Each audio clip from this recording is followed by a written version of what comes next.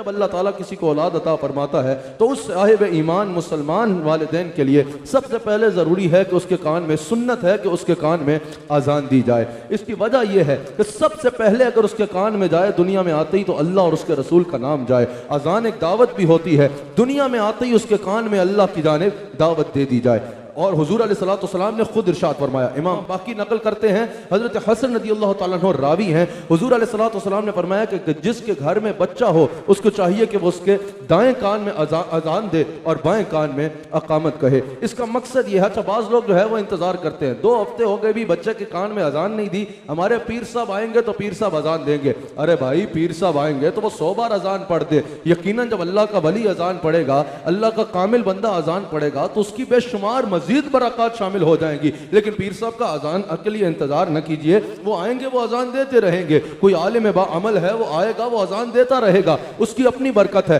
भाई अजान नहीं दे रहे, बच्चे का दादा आएगा तो अजान देंगे, अरे दादाजी आके अजान देते रहेंगे। सबसे पहले तो इसकी जिम्मेदारी है कि तुम उसके कान में अजान पढ़ो। ये सुन्नत है इसलिए ताकि जिस काम का आगाज अल्लाह और उसके रसूल के जिक्र से होगा इसकी बरकत उसमें शामिल होगी। अजान का आगाज होते ही वालिद दे दे, वालिदा दे दे, कोई भी दे दे, अजान दे दे ताकि उसकी जिंदगी का जो आगाज हो रहा है वो अल्लाह और उसके रसूल के जिक्र से हो जाए। बाद में अगर आप किसी सालिहीन के जरिए दिलाना चाहते हैं अजान तो वो बाद में होती रहे, लेकिन सबसे पहले जरूरी है कि उसके कान में अजान पढ़ दी जाए। ये साइंस भी कहती है कि जो पहली बात हो, जब पहली बात होती है वो जहन पे नक्श हो जाती है। किसी भी चीज पे आप तहकीक शुरू करते हैं, बात की बातें याद रहे ना रहे, सबसे पहले जो आप सुनते हैं जहन में उसका पॉइंट बन जाता है। तो जिसको पहली बात ही अल्लाह का, जब सोच के बारे में यह है तो जब अल्लाह का नाम आएगा, अल्लाह के नाम से आगाज किया जाएगा तो इसकी बरकत क्यों ना शामिल होगी। सबसे जरूरी पहले यह जिम्मेदार हक है औलाद का कि आप जब वो हो तो फौरन उसके कान में अजान दे दीजिए।